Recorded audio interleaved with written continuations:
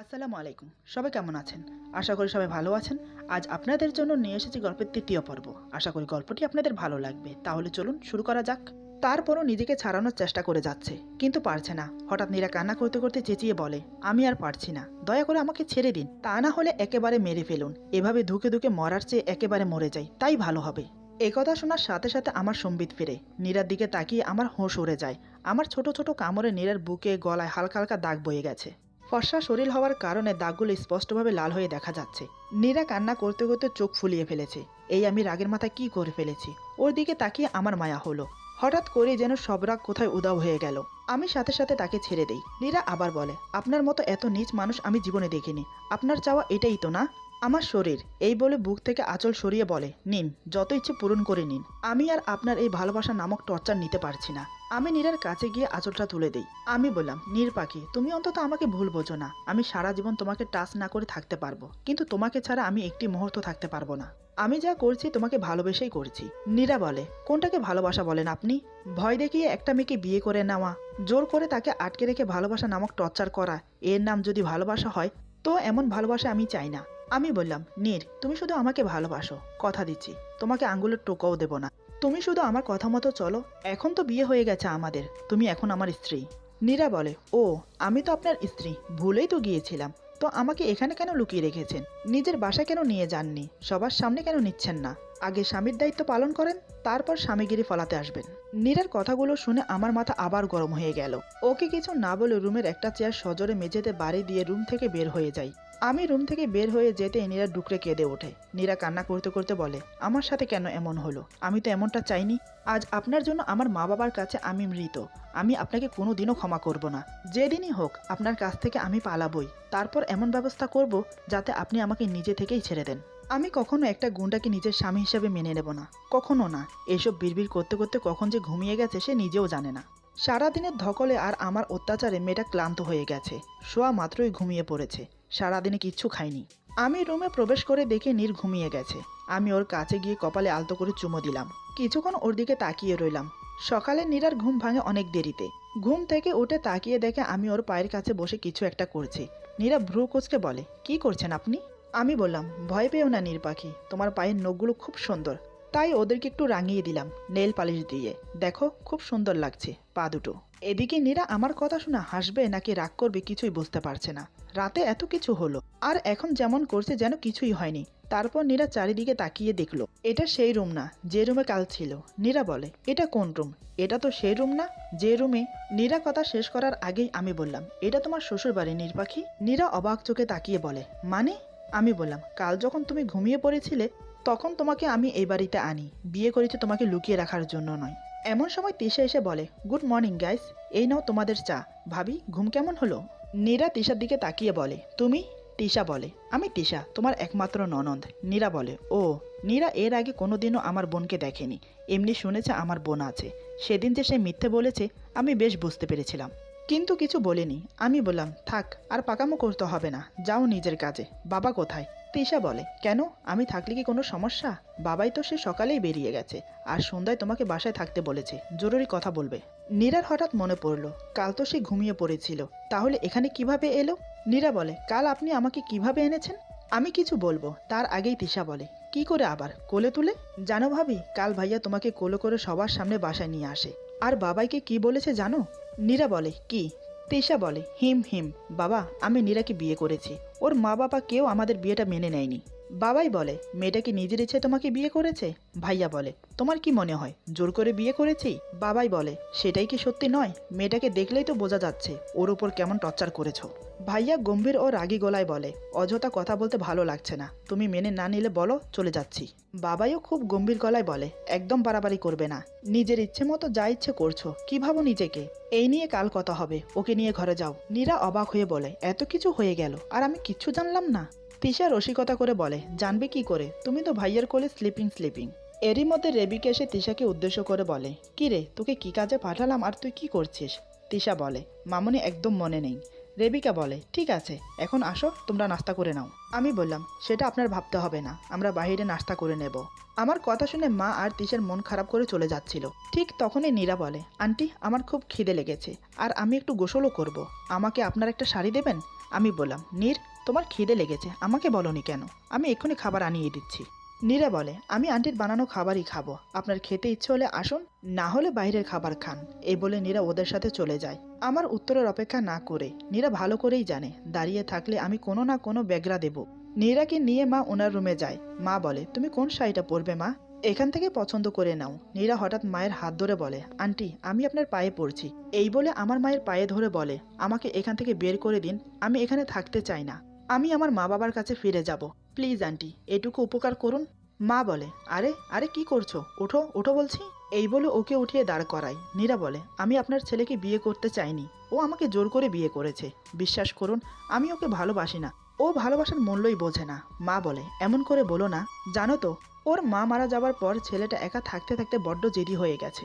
নীরা মায়ের মুখে এই কথা শুনে রীতিমতো অবাক হয়ে যায়। বিস্ফারিত চোখে তাকিয়ে বলে, তাহলে আপনি? মা বলে, হ্যাঁ, তুমি যা ভাবছো তাই। ওর মা মারা যাবার পর আমাকে ওর বাবা বিয়ে করে আনে ওকে দেখাশোনা করার জন্য। জানো, আমাকে দেখার পর আমার কোলে এসে জড়িয়ে ধরে মা মা বলে কত কান্না করেছে। আমাকে ছাড়া এক মুহূর্ত থাকতো না। আমিও যদি ওকে ছেড়ে চলে যাই সেই ভয়ে। ভালোই যাচ্ছিল আমাদের তিনজনের সংসার, কিন্তু তোমার ফুফু শাশুড়ি মিরাজের ছোট্ট মনটাকে আমার বিরুদ্ধে এমনভাবে বিষিয়ে দেয় যে আমাকে মা বলে আর ডাকে না। এই নিয়ে ওর বাবা কিছু বললে খাওয়া দাওয়া ছেড়ে দিত। ওর ফুফু বলেছে আমি নাকি ওর বাবাকে ওর কাছ থেকে কেড়ে নেব। ভেবেছিলাম ও বড় হলে ঠিক হয়ে যাবে, কিন্তু ও একটু একটু করে বড় হবার সাথে একটু একটু করে দূরে চলে গেল। এ বাড়িতে থাকে না মিরাজ, শুধুমাত্র তিশার সাথে দেখা করতে মন চাইলে মাঝে মধ্যে এ বাড়িতে আসে। কাল তোমাকে ওর কোলে দেখেই বুঝেছি ও তোমাকে পাগলের মতো ভালোবাসে। নীরার হাত ধরে আবার বলে, মারে, তুমি পারবে আমার ছেলেটাকে স্বাভাবিক করে তুলতে, আবার এ বাড়িতে আনন্দ ফিরিয়ে আনতে, আমাকে মা বলে ডাকাতে। আমার ছেলেটা খারাপ না, তুমি যতটা ভাবছো। ওকে একটু মন থেকে বোঝার চেষ্টা করো, তুমি অসুখী হবে না। নীরা হাত ছাড়িয়ে বলে, এটা কোনোদিনও সম্ভব না আন্টি, আমাকে মাফ করবেন। এই বলে নীরা একটা শাড়ি নিয়ে বাথরুমে চলে গেল। এদিকে খাবার টেবিলে বসে তিশা চেঁচিয়ে বলে, ভাই, এ ভাই, আয় না একসাথে নাস্তা করি। তারপর মামনিকে ডেকে বলে, মামনি, বাবাইকে খুব মিস করছি, নাস্তা না করেই চলে গেল। মা বলে, একা হাতে সব সামলাতে হয় আমাকে, জরুরি মিটিং আছে তাই চলে গেছে, অফিসে নাস্তা করে নেবে। নীরা ফ্রেশ হয়ে এসে বলে, আন্টি, আপনার ছেলে কোনো কাজ করে না? মা বলে, ওর বাবা তো আছেই, ওর কাজ করার দরকার কি? এই শুনে নীরা বলে, দাঁড়ান, আপনার ছেলের 12টা বাজাচ্ছি আমি। এদিকে আমি তিশার চিল্লানি শুনে বাইরে এসে দেখি নীরা ড্রয়িং রুমে বসে আমার দিকে তাকিয়ে আছে। আমি নেমে আসতে আসতে অবাক হয়ে দেখি নীরার চুল থেকে টপ টপ করে পানি পড়ছে। আমাকে অবাক হয়ে তাকিয়ে থাকতে দেখে নীরা বলে, দেখা হয়ে গেছে, আমি খাবো কি? আমি ওর দিকে তাকিয়ে থেকেই বললাম, কেন, খাবার কি কম পড়েছে? খাবার টেবিলে তো কত কিছু, এগুলো খাবে না? বাইরে থেকে আনিয়ে দেবো? তুমি তো বললে। আমার কথা পুরো শেষ হতে দেয় না, তার আগেই নীরা বলে, বিয়ে করলেই কি স্বামী হওয়া যায়? স্ত্রীর ভরণ পোষণের দায়িত্ব কে নেবে, নাকি এটাও আপনার বাবার দায়িত্বে ছেড়ে দেবেন? ক্ষমতা না থাকলে বিয়ে করেছেন কেন? নীরার কথা শুনে তিশা আর মা নীরার মুখের দিকে হাঁ করে তাকিয়ে আছে, কারণ আমার মুখের উপর এভাবে কথা বলার সাহস কারো হয়নি। আমি মেয়েটার কথা শুনে অগ্নি দৃষ্টিতে তাকাই ওর দিকে, যেভাবে তাকিয়ে আছে মনে হচ্ছে নীরাকে আস্ত গিলে খাবো। আমাকে ওভাবে দেখেই নীরার জান শুকিয়ে গেছে। তারপরও সাহস নিয়ে বলে, ঠিক আছে, আপনি চাইলে আপনার বাবার টাকাতেই খাবেন, সাথে আমিও খাবো। আর বেশি কিছু বলতে চাচ্ছি না, এখন আমার সাথে খাবেন, আসেন। আমি নীরার মুখের দিকে কিছুক্ষণ তাকিয়ে থাকি, তারপর তিশাকে বলি, খাবার রেডি কর, আমি অফিসে যাব। এই বলে হনহন করে রুমে চলে গেলাম। আমার এই কাণ্ড দেখে নীরা অবাক হয়ে যায়, সাথে তিশা এবং মাও অবাক হয়ে যায়। নীরা মনে মনে ভাবতে থাকে, আজব ব্যাপার, রাগ করলো না কেন? রেগে তো আমাকে বাসা থেকে বের করে দিবার কথা, কিন্তু না, কিছু করলো না। স্ট্রেঞ্জ। না, আমাকে অন্য কিছু ভাবতে হবে। গুন্ডা ছেলে, এমন এমন কাজ করবো তুমি ভাবতেও পারবে না। যাও না অফিসে, আমি তো এই সুযোগটাই চাই। তুমি বাসা থেকে বের হলেই এমন সময় তিশা বলে, ভাবি, তোমার পা দুটো কই, এগিয়ে দাও, সালাম করি। নীরা বলে, ধুর, কি বলছো? মা বলে, আমি তো ভাবতেই পারছি না আমাদের মিরাজ তোমার এত কথা হজম করে নিল। তিশা একগাল হেসে বলে, সবই ভাবির কামাল। এদিকে আমি রুমে এসে ঝটপট ফ্রেশ হয়ে রেডি হয়ে নিচে নেমে আসি। আমাকে আপাদমস্তক দেখে নীরা ক্রাশ খায়। নীরা অবাক হয়ে তাকিয়ে থেকেই মনে মনে ভাবে, বাহ বাহ, গুন্ডাটাকে দেখতে তো হেব্বি লাগছে। হোয়াইট টি শার্টের উপর ব্লু স্যুট, ব্লু প্যান্ট আর চোখে সানগ্লাস। ক্রাশ খাইলাম, দেখতে তো খুবই হ্যান্ডসাম লাগছে। আগে কেন এমনভাবে চলতো? সবসময় রুক্ষ চুল, গালে নাকামানো দাড়ি, কেমন অদ্ভুত লাগতো। দেখলেই মনে হয় গুন্ডা। গুন্ডা তো বটেই, সবসময় 4-5টা ছেলে নিয়ে ঘোরাফেরা করে। আচ্ছা, আমার কেন আজ ওকে এত ভালো লাগছে? কেন ওর থেকে চোখ সরাতে পারছি না? এমন সময় মনের ভেতর থেকে কেউ যেন বলে ওঠে, আরে নীরা, কি ভাবছিস তুই? গুন্ডাটা বের হলে তুই কিভাবে পালাবি সেটাই ভাব। গুন্ডাটার চিন্তা করা বাদ দে। ওর ভাবনায় ছেদ পড়লো আমার কথায়। আমি বললাম, তোমার নাস্তা করা শেষ? নীরা বলে, হ্যাঁ শেষ। আমি বললাম, ঘরে চলো, কাজ আছে। নীরা বলে, আমি যেতে পারবো না। আমি নীরার দিকে রাগি চোখে তাকালাম, তাতেই কাজ হলো। নীরা বলে, যাচ্ছি তো, চলুন। তারপর নীরা আমার পিছু পিছু রুমে আসে। রুমে আসতে আমি নীরাকে বিছানায় বসিয়ে দিলাম। নীরা বলে, আরে আরে কি করছেন আপনি? আপনি এই কাজটা করতে পারেন না। আমি বললাম, মাই ডিয়ার নীর পাখি, আমি সব করতে পারি। নীরা বলে, কাজটা কিন্তু ভালো করছেন না, আমি কিন্তু চিৎকার করব। আমি বললাম, নীর পাখি, তোমার এই মাথায় যে কি ঘুরপাক খায় আমি বুঝি না ভাবছো? নীরা বলে, কি বুঝেছেন আপনি? আমি বললাম, এই যে আমাকে ট্র্যাপে ফেলে বাসা থেকে বের করে তুমি পালাবে, তাই এখন থেকে এই ব্যবস্থা। নীরা বলে, তাই বলে আপনি আমার পায়ে শিকল পরিয়ে রাখবেন? আমি পালাবো না, সত্যি বলছি, আমাকে বিশ্বাস করুন, সত্যি বলছি।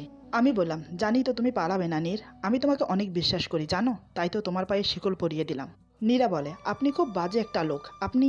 আমি বললাম, নো ড্রামা, ওকে? তুমি যে ড্রামা করার মেয়ে না, আমি খুব ভালো করেই জানি। আর হ্যাঁ শোনো, এইবারে চারিদিকে সিসি ক্যামেরা ফিট করা আছে, আর তার লাইভ আমি আমার এই ট্যাবে দেখতে পাবো, সো পালানোর চেষ্টাও করো না। নীরা বলে, পৃথিবীর সবচেয়ে বাজে লোক আপনি, আমি আপনাকে খুন করব। আমি বললাম, তোমার হাতে খুন আমি সেদিনই হয়েছি যেদিন তোমাকে আমি প্রথম দেখেছি, সো আমার জন্য একদম চিন্তা করো না, আমি জলদি ফিরে আসবো। নিজের খেয়াল রেখো জান, এই বলে নীরার কপালে চুমো খেলাম। নীরা বলে, জান মাই ফুট, বাসায় এসে দেখবেন আমি নেই, পালাতে না পারলেও কিছু একটা করবই। নীরার কথা শুনে আমি অচিরেই নীরাকে বিছানার ওপর ধাক্কা মেরে ফেলে দিই। ওর চোখে চোখ রেখে নিজের ঠোঁট নীরার ঠোঁটে চেপে ধরি। ওর হাতের আঙ্গুলের ফাঁকে নিজের আঙ্গুলগুলো গলিয়ে দেই, হাতটা শক্ত করে ধরি। ওর বুকের সাথে আমার বুক মিশে গেছে, আলিঙ্গন না করেও আমরা দুজন আলিঙ্গন অবস্থায় আছি। টানা 10 মিনিট নিয়ে কিস করি ওকে। নীরা এই অনুভূতি আগেও পেয়েছে, তাই বাধা না দিয়ে চোখ বন্ধ করে ফেলে। জানে সে বাধা দিলেও কোনো লাভ হবে না, আমি আমার কাজ না করে ছাড়বো না ওকে। নীরার ঠোঁট ছেড়ে দিয়ে নীরার মুখের দিকে তাকিয়ে দেখি নীরা চোখ বন্ধ করে আছে, কিন্তু চোখ দিয়ে পানি পড়ছে নীরবে। আমি নীরার চোখে চুমো খেয়ে বললাম, নীর পাখি, এখান থেকে পালাবে তো দূরের কথা, কিছু করার চিন্তা মাথাতেও আনবে না, কারণ এখন তোমার উপর তোমারই কোনো অধিকার নেই, তোমার উপর অধিকারটা শুধুই আমার। তুমি জান আমার জানটার যেন কোনো ক্ষতি না হয়, সেটা তুমি খেয়াল রাখবে, একটা আঁচড়ও যেন না পড়ে। তা না হলে আমি যে কি করব তুমি চিন্তাও করতে পারবে না। বালিশের নিচে ফোন আছে, আমার টাকায় কেনা, বাবার টাকায় না। অন করে রাখো, আমি ফোন দেব। বোরিং লাগলে টিভি দেখো, আর কিছু লাগলে তিশাকে ডাকো। এর বিপরীত কিছু হলে কপালে দুঃখ আছে, বলে দিলাম। এই বলে আমি অফিসে চলে গেলাম। নীরা চুপটি করে বিছানায় বসে থাকে। আমি রুম থেকে বেরিয়ে গেলে নীরা বলতে শুরু করে, তোমার সাহস কি করে হয় আমার সাথে এমন করা? আমাকে কি তোমার মানুষ বলে মনে হয় না নাকি? তোমার কি ধারণা আমি তোমাকে ভয় পাই? বেয়াদব ছেলে, যখন তখন আমাকে কিস করো। এভাবে শিকড় পায়ে পরাতে পারে কেউ? খাচ্ছর ছেলে, আমাকে আটকে রাখবে? রাখো, তোমার জীবনটা আমি তেজপাতা করে না দিয়েছি তো আমার নাম নীর না। হোয়াট নীর? নীরা আমার নাম, নীরা, নীরা না। আল্লাহ, দুনিয়াতে এত ছেলে থাকতে তুমি আমার কপালে এই গুন্ডাটাকে গছিয়ে দিলে। আমার বোঝা শেষ, এই রাক্ষস সত্যি কোনো দিনও আমাকে ছাড়বে না। আল্লাহ, পথ দেখাও, কি করে আমি এই রাক্ষসটার কাছ থেকে মুক্তি পাবো। এইসব ভাবতে ভাবতে হঠাৎ ফোনের কথা মনে পড়ে। নীরা বলে, ফোনের কথা বললো না, কই ফোন? এই বলে বালিশের নিচ থেকে ফোনটা বের করে। ফোনটা বের করে বলে, বাহ, এত দামি ফোন। ফোনটা হাতে পেতে ওর মায়ের কথা মনে পড়ে যায়, তাই দেরি না করে ওর মাকে ফোন দেয়। নীরার মা ফোন রিসিভ করে বলে, হ্যালো, কে বলছেন? নীরা বলে, কেমন আছো মা? বাবা কেমন আছে? নীরার মা বলে, কোন মুখে তুই ফোন দিয়েছিস? তুই যে কাজটা করেছিস তারপরও ভাবলি কি করে আমরা ভালো আছি? নীরা বলে, মা তুমি বিশ্বাস করো, আমি ইচ্ছে করে কিছু করিনি, আমাকে ব্ল্যাকমেল করে। তার আগে নীরার মা বলে, তাই বুঝি? তাহলে তুই কেন কাল ওখান থেকে ফিরে আসলি না, এসে আমাদের কাছে ক্ষমা চাইলি না? ওই ছেলেটার বাড়িতে কেন তুই এখনো? নীরা অবাক হয়ে বলে, আমি এখানে তোমাকে কে বলেছে? নীরার মা বলে, ওই ছেলেটাই ফোন দিয়েছিল, তুই তো তোর নিজের সুখ বেছেই নিয়েছিস, তো আমাদের কথা না ভাবলেও চলবে তোর। নীরা আরো অবাক হয়ে যায় আমি ওর মাকে ফোন দিয়েছি এটা শুনে। নীরা বলে, মিরাজ ফোন দিয়েছে? নীরার মা বলে, নাটক করবি না একদম। নীরা বলে, আমি কিছুই জানি না, তুমি বিশ্বাস করো মা, আমি বাবার সাথে কথা বলবো, বাবাকে ফোনটা দাও। নীরার মা ঝাঁঝালো কণ্ঠে বলে, চেষ্টাও করবি না, তোর বাবা অনেক কষ্ট পেয়েছে, পিয়াসের পরিবার নিহাত ভালো মানুষ, তাই অপমানটা করেনি তোর জন্য, শুধু তোর জন্য আমাদের মান সম্মান সব নষ্ট হয়ে গেছে। খবরদার, যদি আর একবার আমাকে ফোন দিয়েছিস তো তোর সাথে আমাদের কোনো সম্পর্ক নেই, আমাদের মেয়ে মরে গেছে। এই বলে ফোন কেটে দেয়। নীরা বলে, হ্যালো হ্যালো মা। বুঝতে পারলো মা ফোন কেটে দিয়েছে। তাতেই নীরা কান্নায় ভেঙে পড়ে বলে, তোমরা আমাকে ভুল বুঝছো মা। এমন সময় আমার বোন তিশা রুমে আসে। আসলে সে বাইরে থেকে নীরার সব কথা শুনতে পায়। তিশা এসে নীরার ঘাড়ে হাত রাখে। নীরা তিশাকে দেখতে পেয়ে জড়িয়ে ধরে হাউমাউ করে কান্না করতে লাগে। এতক্ষণ পর যেন কাউকে সে পেল নিজের মনের দুঃখটা প্রকাশ করার মতো। নীরা কান্না করতে করতে বলে, তোমার ভাই আমাকে জীবন্ত মেরে ফেললো, আমার বাবা মার কাছে আজ আমি মৃত, আমি কোনো দিনও তোমার ভাইকে ক্ষমা করব না। আমার জীবনটা নষ্ট করে দিয়েছে তোমার ভাই, আমি কি করব বলো এখন? মরতেও পারবো না আমি নিজের ইচ্ছায়। তিশা বলে, শান্ত হও ভাবি, শান্ত হও, এভাবে কান্না করলে শরীর খারাপ করবে। নীরা বলে, আমি কি করে শান্ত হই বলো? তিশা বলে চলো তো ওঠো, তোমাকে এক জায়গা থেকে ঘুরিয়ে নিয়ে আসি। নীরা বলে গুন্ডাটা আমাকে আটকে রেখে গেছে, দেখছো না? তিশা বলে ওয়েট এ মিনিট। এই বলে তিশা নীরার পায়ের শিকল খুলে দিল। নীরা অবাক হয়ে বলে তুমি কি করে খুললে? আমি তখন থেকে টানাটানি করছি কিন্তু খুলেই না। তিশা খুব গর্বের সাথে বলে মিরাজের বোন আমি, ওর টেকনিক জানা আছে আমার, তুমিও জেনে যাবে আস্তে আস্তে। এখন চলো তাড়াতাড়ি, আবার এসে তোমাকে আটকে রাখবো, নয়তো তোমার সাথে সাথে আমাকেও মেরে ফেলবে। এই বলে নীরাকে নিয়ে তিশা ওদের বাড়ির পেছনে বাগানে আসে। নীরা বাগানটা দেখে চক্ষু চড়কাজ, অবাক দৃষ্টিতে চারিদিকে চোখ বুলিয়ে বলে বাহ, অনেক সুন্দর তো তোমাদের বাগান, এত ফুলের গাছ। তিশা বলে সব ভাইয়ার পছন্দ। নীরা বলে এই দোলনাটাও তোমার ভাইয়া লাগিয়েছে? তিশা বলে না, এটা বড় আম্মু থাকাকালীন লাগানো হয়েছে, উনি দোলনা খুব পছন্দ করতেন তো তাই, আর এটা বড় আম্মুর কবর। নীরা বলে বড় আম্মুর কবর? তিশা বলে মিরাজ ভাইয়ের আম্মু। নীরা বলে বাড়িতে কবর দিয়েছে কেন? তিশা বলে বাবাই নাকি দিতে চায়নি, পারিবারিক কবরস্থানে দিতে চেয়েছিল, কিন্তু ভাইয়ার কান্নায় এখানেই কবর দিয়েছে। একটা কথা কি জানো, প্রায় ভাইয়া এখানে এসে আম্মুর কবরের উপর শুয়ে থাকে। নীরার যেন আরো অবাক হওয়ার বাকি ছিল, চোখ বড় বড় করে তিশার দিকে তাকিয়ে বলে কেন? তিশা বলে কি বলবো তোমাকে, দেখো ভাবি, ভাইয়ার ভালোবাসার খুব অভাব জানো। আম্মু মারা যাবার পর তাকে কেউ আর তেমন ভালোই বাসেনি বলতে পারো। আমার মাকে তো ভাইয়া দেখতেই পারে না, সবসময় খারাপ ব্যবহার করে, আমি সবই দেখি। ভাইয়ার কটু কথা আর মায়ের নীরবে কান্না, কিন্তু আমি কিছুই বলি না, কারণ ভাইয়ার কোনো দোষ নেই। জানো ভাইয়ার মনে আমার ফুফু এমন বিষ ঢুকিয়ে দিয়েছে যে বিষ আর কখনো ওঠানো সম্ভব না। ভাইয়া মায়ের সাথে কথা না বললেও আমাকে খুব ভালোবাসে। নীরা বলে তোমার বাবা কিছু বলে না এই নিয়ে? তিশা বলে বাবাই যখন কিছু বলে ভাইয়াকে, তখন এখানে এসে আম্মুর কবরের উপর শুয়ে চিৎকার করে কাঁদে আর বলে আম্মু তুমি আমাকে তোমার কাছে নিয়ে যাও, আমাকে কেউ ভালোবাসে না। তখন বাসার সবাই কাঁদে ওর এই কান্না দেখে। জানো এখনো ভাইয়া এখানে এসে কাঁদে। তাই বাবাই ভাইয়াকে আর কিছু বলে না। কলেজে বাজে বন্ধুদের সাথে মিশে নিজের জীবনটা নষ্ট করেছে, কারোর কোনো কথা শোনে না, কারোর শাসন পায়নি তো তাই। ভাবি বিশ্বাস করো আমি আজ অনেক খুশি, শুধু আমি না মামুনিও। ভাইয়া তোমার কথায় আজ অফিসে গেছে আর মামুনির হাতে রান্নাও খেয়েছে। নীরা বলে তোমার ভাইকে দেখলে বোঝা যায় না এত কষ্ট মনে আটকে রেখেছে। তিশা বলে ভাবি তুমি একটা কথা রাখবে আমার? নীরা বলে বলো। তিশা বলে ভাবি আমার ভাইয়াকে ছেড়ে যেও না, ও খুব ভালোবাসে তোমাকে। নীরা বলে আমি তোমার ভাইকে ভালোবাসি না। তিশা বলে ভাবি ভালোবাসো না, বাসতে কতক্ষণ? নীরা বলে কখনো সম্ভব না। তিশা বলে আচ্ছা বাজি লাগাও। নীরা বলে বাজি। তিশা বলে আচ্ছা তাহলে বাজির আগে তোমাকে আমার কিছু কথা রাখতে হবে। নীরা বলে কি? তিশা বলে আমার ভাইকে মামুনির কাছে ফিরিয়ে দিতে হবে তোমাকে। নীরা বলে আমি কি করে? তিশা বলে সেটা আমি জানি না, তবে বাজিতে তুমি হারবে আমি 100% শিওর, কিন্তু বাই এনি চান্স জিতলে আমি নিজ দায়িত্বে ভাইয়ের কাছ থেকে মুক্তি দিয়ে দেব তোমাকে। কি রাজি? ভেবে দেখো, তুমি হাজার চেষ্টা করলেও ভাইয়ের কাছ থেকে পালাতে পারবে না। নীরা বলে তাহলে তো রাজি হতেই হবে, আমি রাজি। তিশা বলে that is like a good girl. এখন জলদি চলো, তোমার গুন্ডা আবার এসে দেখলে আমার মাথা কেটে নেবে। নীরা বলে একটা কথা তো বলাই হয়নি, বাড়ির চারিপাশে নাকি সিসি ক্যামেরা লাগানো। তিশা বলে তোমার ননদকে কি তুমি কাঁচা খেলোয়াড় ভাবো নাকি? এই দেখো বলে ট্যাব বের করে দেখায়। নীরা বলে তোমার ভাইয়ার ট্যাব তুমি কই পেলে? তিশা বলে তোমার না জানলেও চলবে, এখন জলদি চলো। নীরা বলে তুমি যাও আমি আসছি। তিশা বলে জলদি আসো, আমি গেলাম, এই বলে চলে গেল। নীরা আমার মায়ের কবরের দিকে কিছুক্ষণ তাকিয়ে থেকে দোলনায় বসে, দোল খেতে থাকে আর ভাবতে থাকে আচ্ছা আমি সত্যিই কি বাজিতে হেরে যাব? মিরাজ কি সত্যিই আমাকে? আচ্ছা উনি এত একা থাকে কেন? এতটা একা কেউ থাকতে পারে? আমি কি পারবো আন্টির সাথে ওনার মিল করাতে? আমাকে তো পারতেই হবে, আমাকে এখান থেকে বের হতেই হবে। এসবই ভাবছে নীরা, হঠাৎ কেউ নীরার গালে কষে থাপ্পড় মারলো। নীরা তাল সামালতে না পেরে হুড়মুড়িয়ে দোলনা থেকে নিচে পড়ে যায়। নীরা অস্ফুট সুরে বলে আল্লাহ গো কোন শয়তান রে? এই বলে পিছন ফিরে তাকিয়ে অবাক হয়ে বলে আপনি? নীরা তাকিয়ে দেখে আমি সে আগের লুক নিয়ে নীরার দিকে তাকিয়ে আছি। নীরা তো আমাকে দেখেই জান উড়ে গেল। আমি আচমকাই নীরাকে টেনে তুলি, তারপর নীরাকে কিছু বুঝতে না দিয়েই ওকে জড়িয়ে ধরে ঠোঁটে কিস করতে শুরু করি। আমি নীরাকে আজ ছাড়তেই চাচ্ছি না। এদিকে নীরার দম আটকে যাবার উপক্রম। নীরা সমস্ত শক্তি দিয়ে আমাকে ধাক্কা দিয়ে হাঁপাতে শুরু করে। আমি আবার নীরাকে টান দিয়ে আমার বুকে এনে নীরার ঠোঁট দুটো আবার আঁকড়ে ধরি। নীরা আর সহ করতে না পেরে আমার ঠোঁটে কামড় মেরে দেয়। আমি তাও নীরাকে ছাড়ি না। এদিকে নীরার জান বেরিয়ে যায় অবস্থা।